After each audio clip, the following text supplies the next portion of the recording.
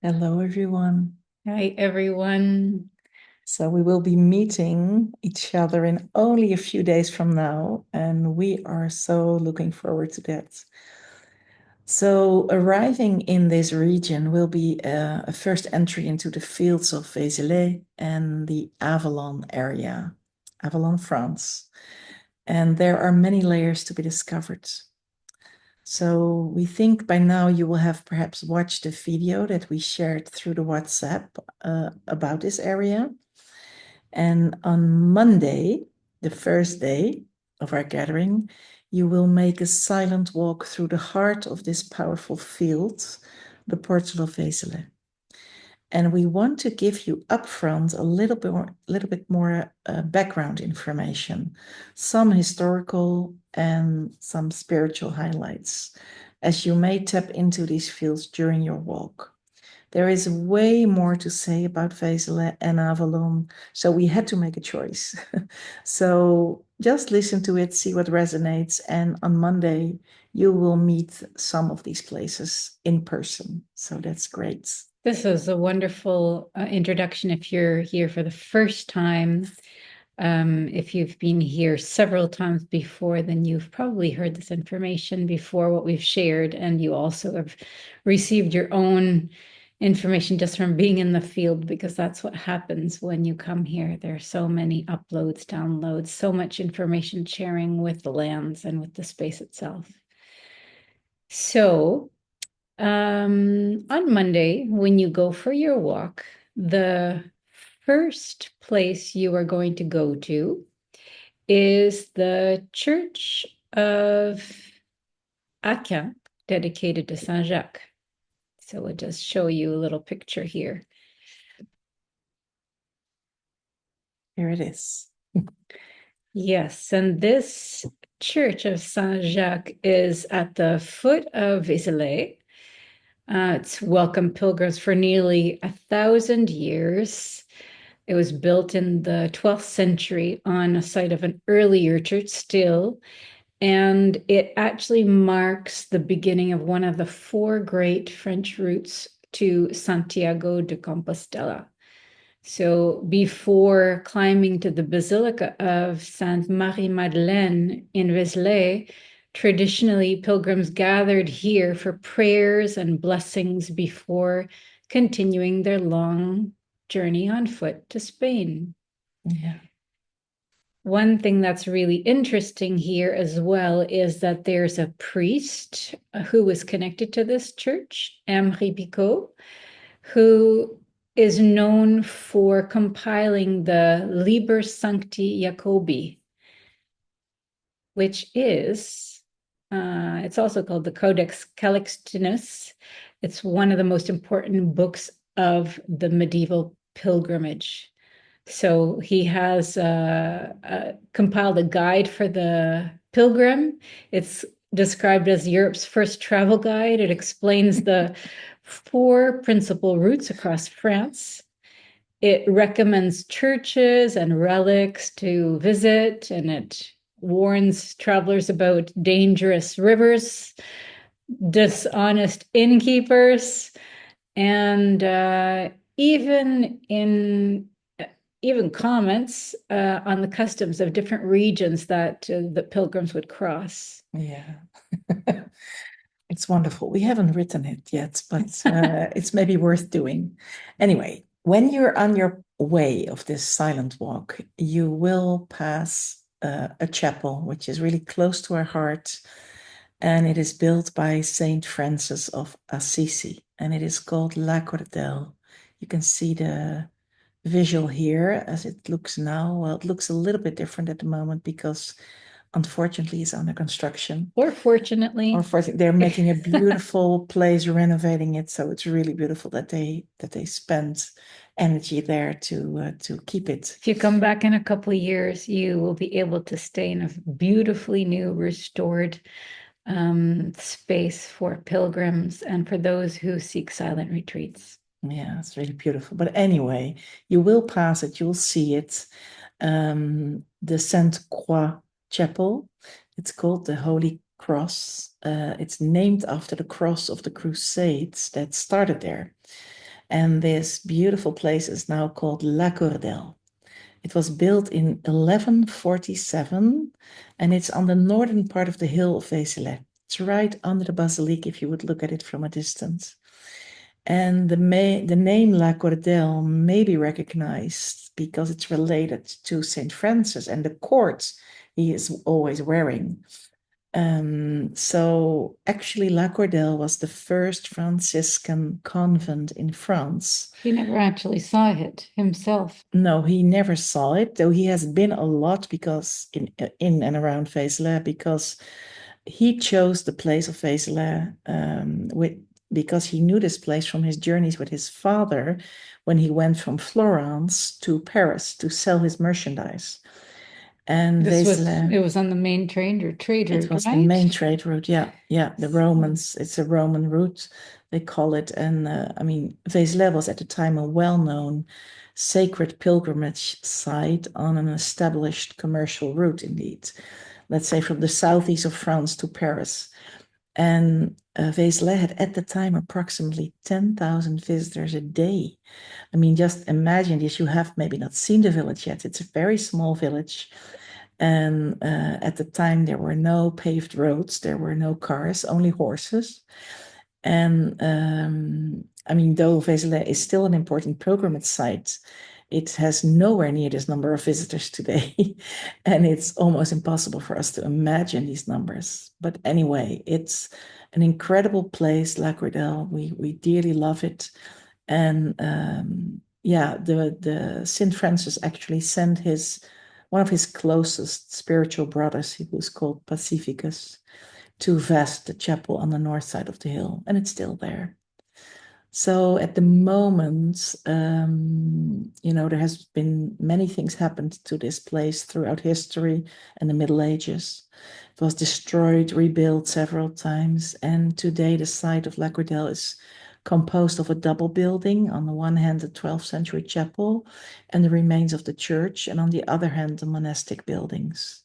So, and that's what's been renovated at the moment. It's always really maintained this quiet Franciscan presence over the years, right? Yeah, it's so beautiful. And just a few years ago, the Franciscan order celebrated the 800-year anniversary of its founding presence in France at La Cordelle, being the first place where the Franciscans built in France. This is a very, very special place for them. Yeah. And today there's 3 monks that live there. They take care of the hermitage.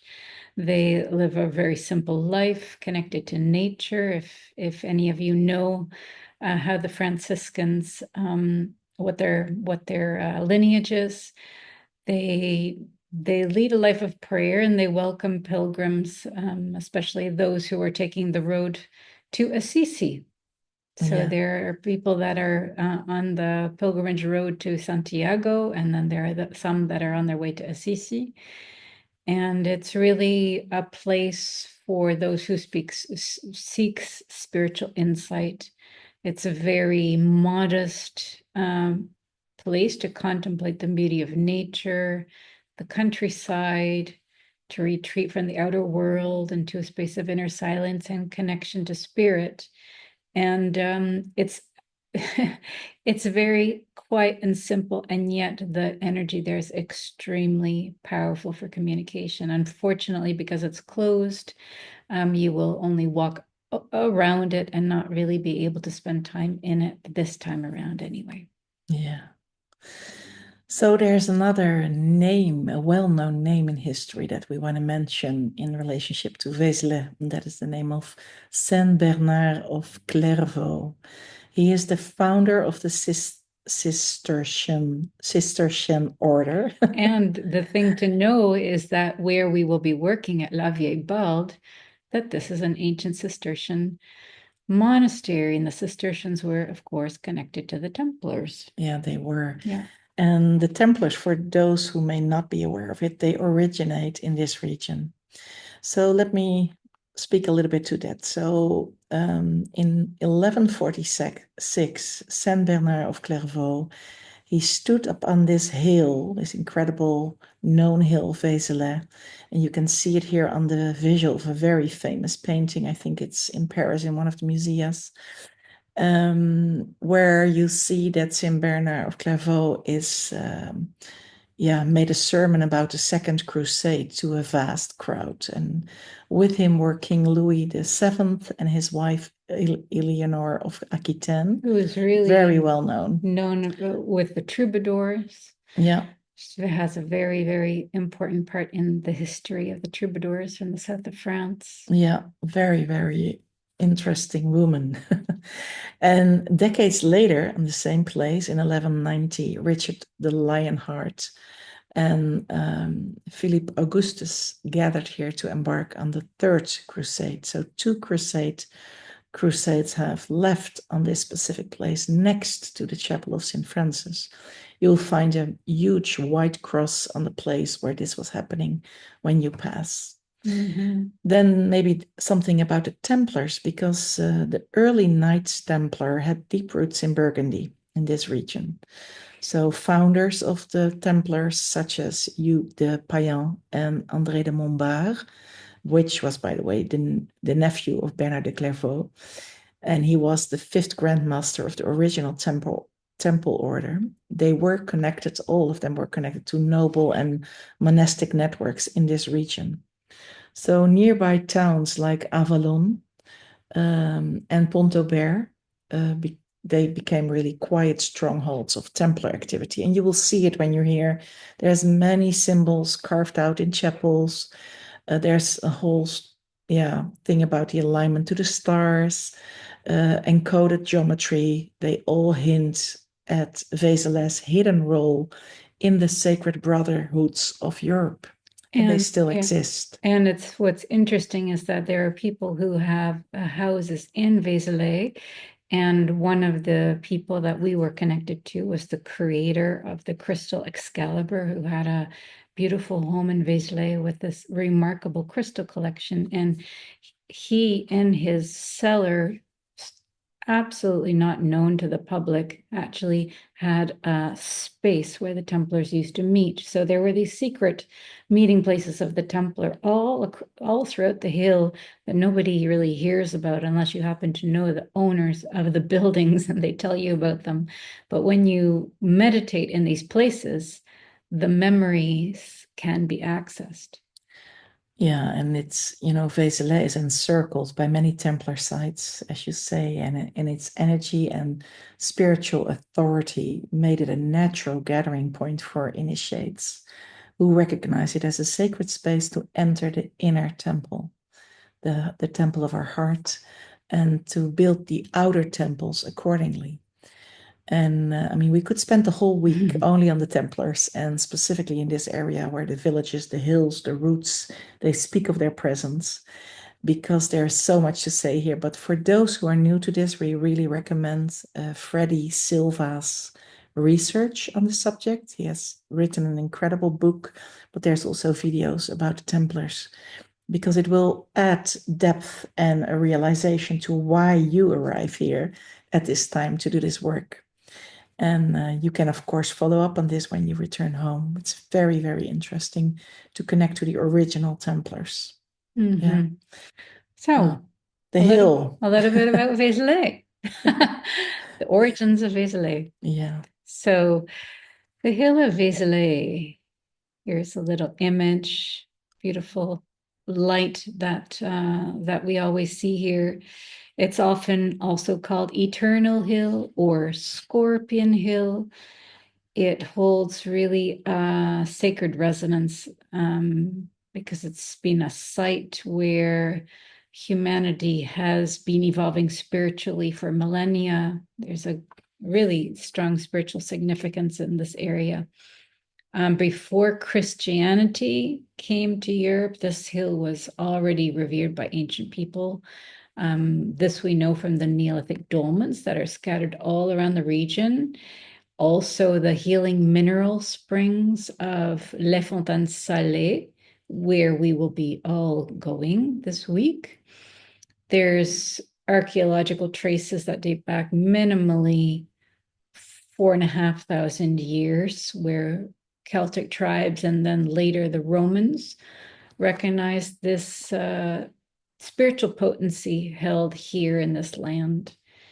And the ancient Druidic traditions were largely oral, as you know, and they continued to be elusive, really, to our modern scholars. There's many, many lineages also of the Celtic tribes and Druidic lineages, but we know that they honored this hill as a place of ritual, alignment with the seasons. They were great astronomers.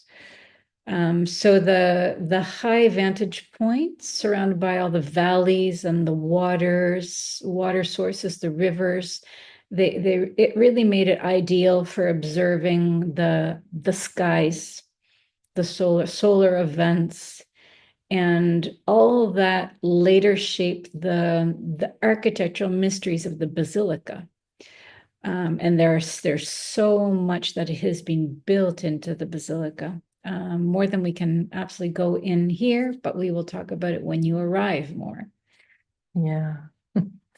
Well, the first, let's say, Christian monastic establishment on the hill dates back to what we know, 800 and let's say 60 before, after Christ, when Gérard de Roussillon, he founded a Benedictine monastery. And initially, a nunnery located at the Valley of St. Père, where we will also be moving through, below the hill, that was destroyed by Norman invasions in the late 9th century. And subsequently, the monastic community was re-established on the hilltop, providing a more, let's say, defensible position than being in the valley.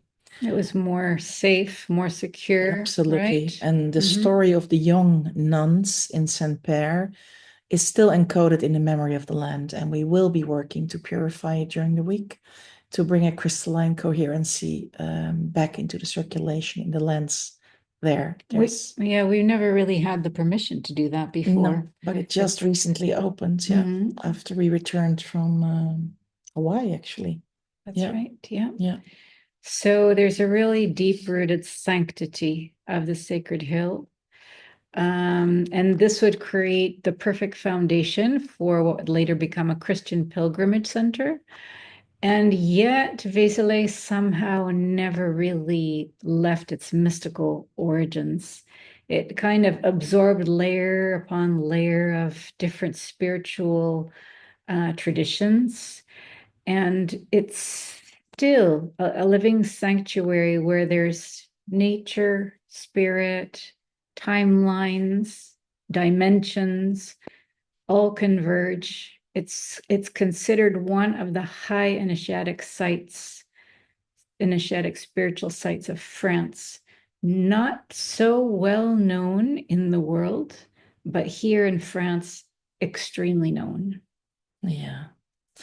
It's maybe good to show you this little booklet because we're going to be talking now a little bit more about the ley lines. You see? Yeah.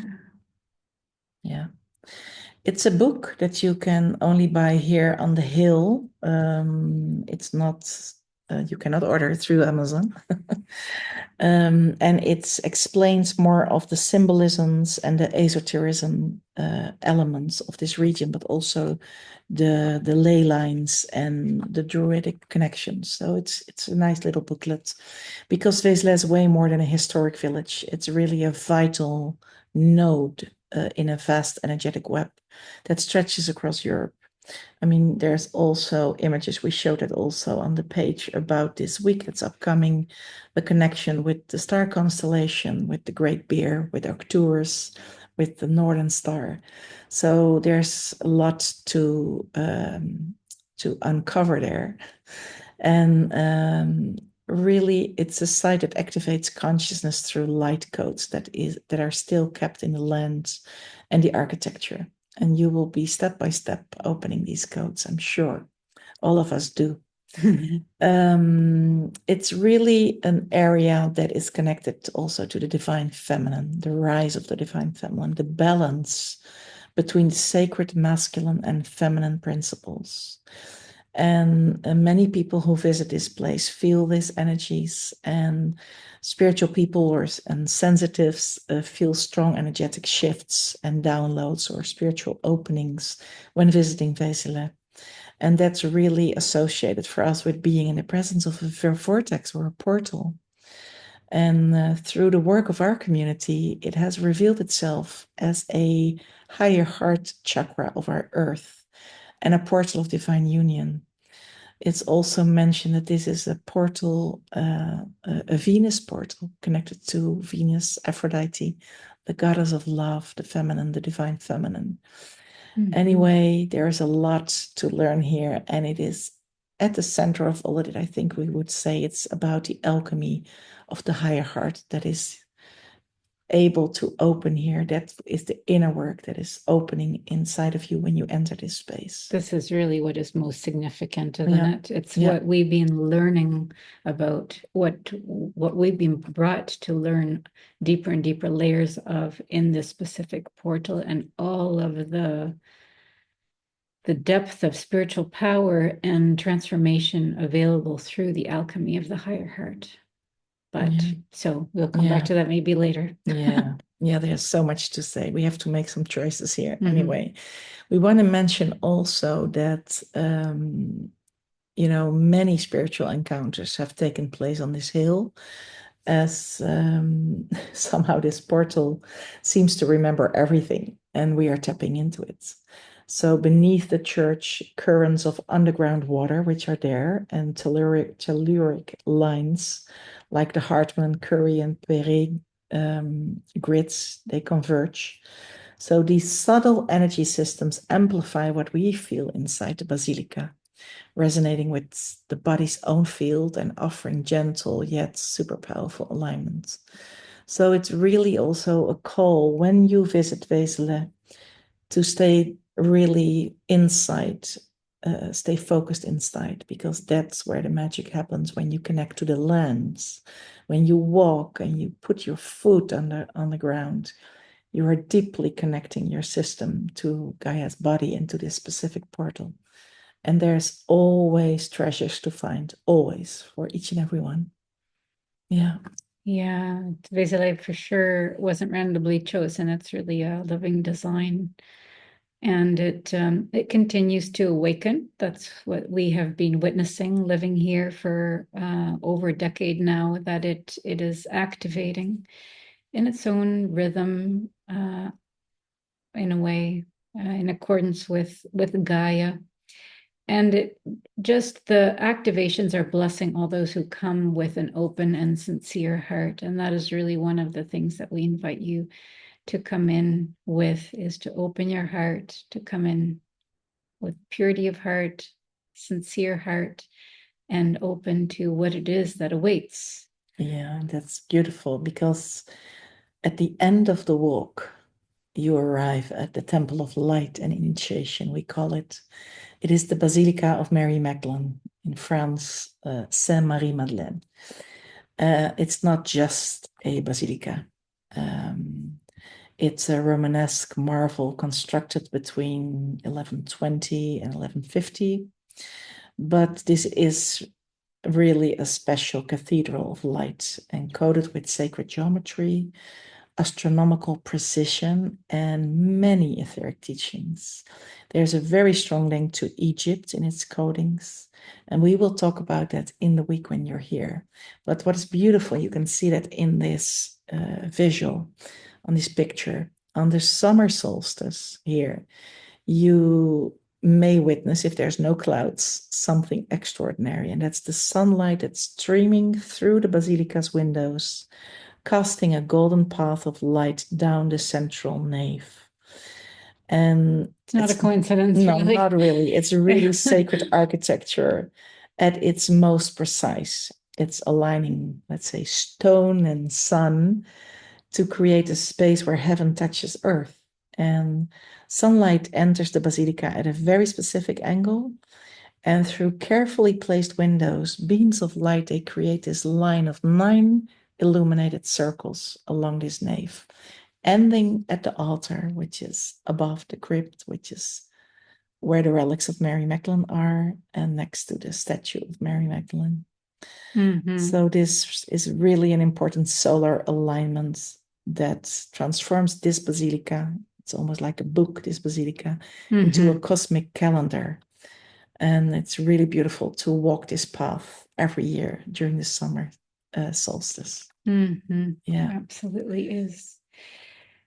So maybe it is interesting to talk a little bit about the builders, because this is something, maybe in Europe, people are more aware of this, but if you're coming from somewhere outside of Europe, then this is something that is quite unknown, that the builders of these cathedrals, they weren't just craftsmen, they were really initiates from the compagnonnage. It's an ancient guild of master masons. They were influenced by Hermetic and Rosicrucian philosophies. And these artisans encoded cosmic knowledge into stone.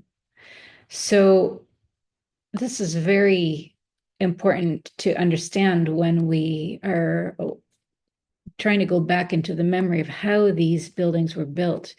The basilica's geometry reflects the Vesica Pisces, the golden ratios, and Masonic symbolism. It's really a temple in every esoteric sense. It's a space of initiation, transformation, remembrance. It's Mary Magdalene's temple, where she initiates those who are ready to commune with her. And her initiations are most often initiations into oneness and the divine unity of the two. Much, much more to say about that, but that is also an invitation to have an inner experience here, to open to that initiatic pathway that is such a hallmark of this spiritual center. It's maybe also good to mention that there is a beautiful crypt, which is under the area where the altar is. It's the most ancient part of the basilica. It was built in the 9th century. It's open. You can go there to do a meditation. And it holds a dolmen. Contemplate. It holds a dolmen there. And it's really, the crypt is like a womb, the womb of the hill Vézelay, the womb where we can work really in a very deep way. So the crypt is a kind of the spiritual root of Vézelay. And many hidden mysteries are being revealed there to many who visit it. So you will also get a chance to visit it and to spend time there. And if you arrive earlier, then please go there. So it says, tradition says that in around 880, there was a monk that brought the relics of Mary Magdalene to this crypt.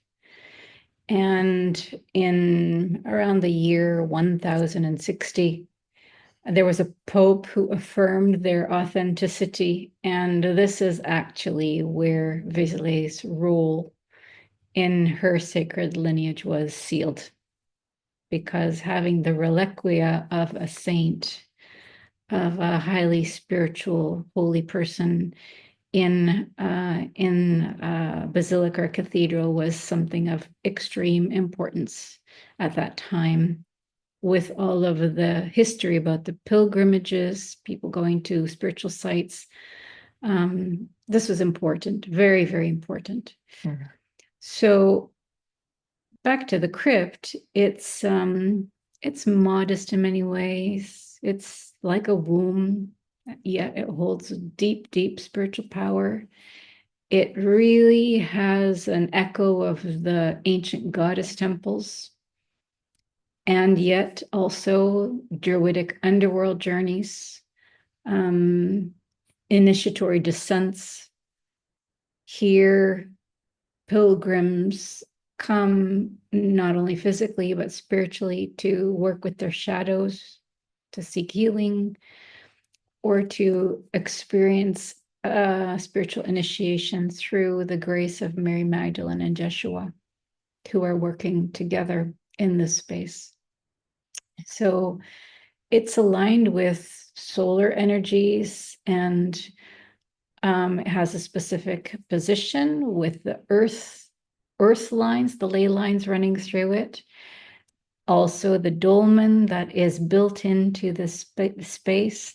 All of this shows that the builders of this temple space, this huge basilica, they were initiates. They understood a lot more than just theology and building. They were really initiates of the way.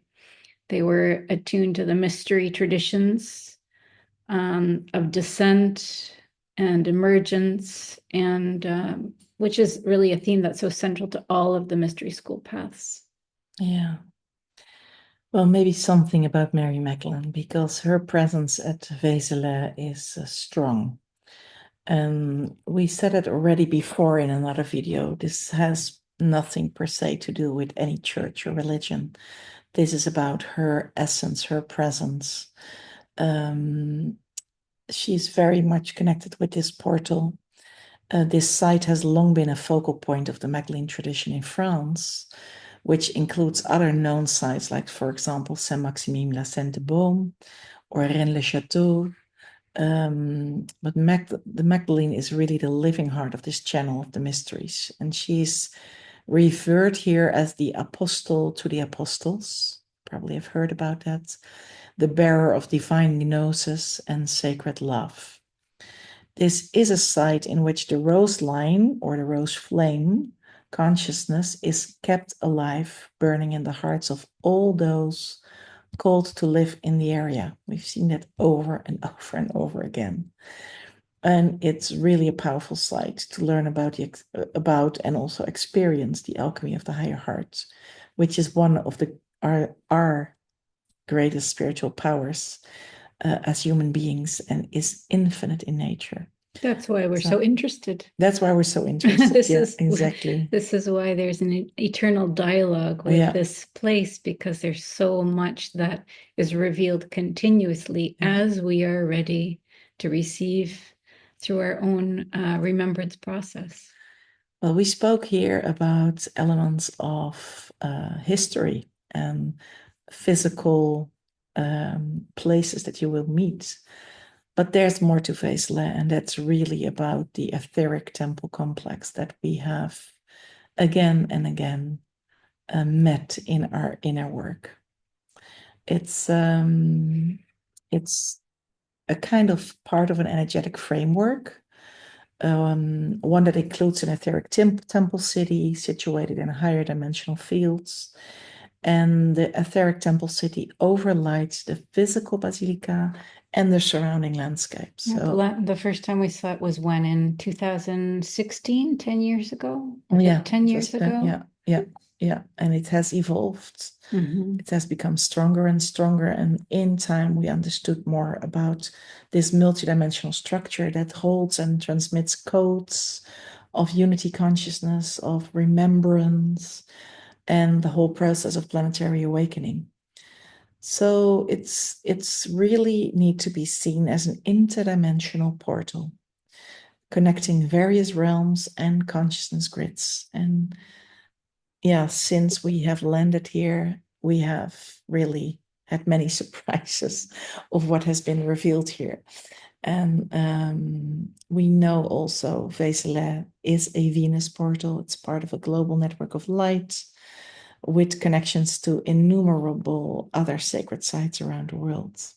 So yeah, it's at a planetary level. It's interfacing with inner Earth realms. We've really had many journeys and works in the inner Earth realms with beings in the inner Earth. There has been a channel made to Telos several years ago, opened through La Cordelle, as well as star systems, many star systems like Sirius, the Pleiades, Arcturus, very, very, very strong. Orion, also very strong here. And these interconnections operate through the crystalline energy grid and through this temple city complex. So yeah, and we spoke already a little bit briefly about Sainte-Baume in the south of France, but Vézelay is really strongly connected to the Yoni cave there, Mhm. where Mary Magdalene lived in seclusion. And it's a kind of a corridor of light between the two sides, anchoring aspects of the divine feminine, and particularly those associated with the Magdalene and Sophia traditions. So anyway, a lot of networks all together in this incredible grid where we will be working in and will be residing in the coming periods. Yeah. Mm-hmm. Yeah, so the basilica is located at the top of the hill with all these underground water veins. And this shows always when there's a hill with water underneath, it's always a place where spiritual energies are concentrated if there are ley lines that are crossing through. And this is, of course, from the point of view of geomancy, it's the ideal place for transmitting spiritual frequencies, intelligence, cosmic intelligence, supporting our opening into higher consciousness, remembering higher consciousness fields, higher intelligence fields, and moving more and more into oneness, balancing and harmonizing the field is very powerful in a place like this because it influences the entire planetary grid. So this is also why we have chosen every year to do a big work here with a collective group in order to support this planetary balancing, harmonization while we're in this time of awakening. Exactly. And I want to stress here that Vézelay is not a monument of the past. It's really a living Magdalene temple. It's still active, it's still calling upon many around the globe. It's really the place where so many say, and you will feel it yourself, maybe, where heaven and earth meet. It's really, there are so many echoes among them from the Magdalenes. And then there are so many pilgrimage programs that walk through the basilica, walk through the hills here, and bring their deepest intentions into the field of creation. So anyway, that is about the Eternal Hill. There's so much to discover there. We leave it with that for this moment, but we want to not leave you without speaking of King Arthur in relationship to Vézelay. Mm-hmm. And maybe by now you have already seen the video that we sent you through the WhatsApp. If not, please have a look, because there's a very deep and close relationship between the region of Avallon here in France, in Vézelay, and the Arthurian Grail legends of France. It's an oral, unwritten story that is active here in the region. And there is a beautiful book, which I think is also shared in the thread in the WhatsApp. It's called King Arthur's French Odyssey, Avalon in Burgundy by Marilyn Floyd. You can order this through Amazon. We should have a few copies at the gathering Yeah. as well available. Yeah, maybe we, yeah. And it explains, or it actually readjusts the story of where the whole story of Avalon and King Arthur originates from. And it's really brought back in this study to the fields of Vézelay and the region of Avallon. And we want to show you this map. It's a map that is made by the same woman who wrote the book. Researched it and researched it with people from the region of Glastonbury. With one of the great Arthurian scholars of our time, who I think has now passed over, but he encouraged her to do this research, which she did. She spent many, many years doing research, and she has written down her research in this book and created this map, as you can see. Very, very interesting. You see here Scorpion Hill, Vézelay. You'll see here Saint-Père, where we will be visiting the Fontaine Salée. You'll see over here On the other side of the Isle of Avallon, you'll see Avallon. So as you Place see, of the apples, and that held the biggest Druid school of Europe at the time. So here you see the entire Isle of Avallon, and there's a lot to say about this. You can see that there's even to this day a village called Ilon Island, which refers to the Isle of Avallon. Here we have Montmartre, which is a hill used by the Druids for their ceremonies, with a temple, Venus temple, that was used as well by the Romans. And it moves all the way to Grotte d'Arcy, where there is probably the most ancient cave in France, with drawings that date back really over 100,000 years, where there is history of human existence that dates back 200,000 years. This is a very ancient land that we're in, as you will see when you arrive here. Yeah, we'll be traveling to some important places also on this map, and you'll have time also to visit other places. So we just wanted to touch on this element because the presence of King Arthur is and his vision, his dreams, his mission, if you like, to bring unity in civilizations.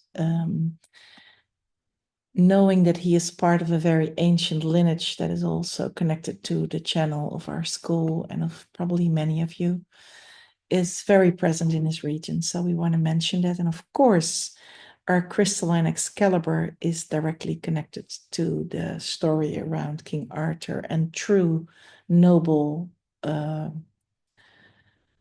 leadership. Yeah, we call that then royalty, but that term is maybe a little bit tainted in our times. But we're talking here about true nobility, and yeah, there's more to say and discover. We will in the coming weeks, but we wanted to give you this background to give you a flavor of the abundance of energies, also stories,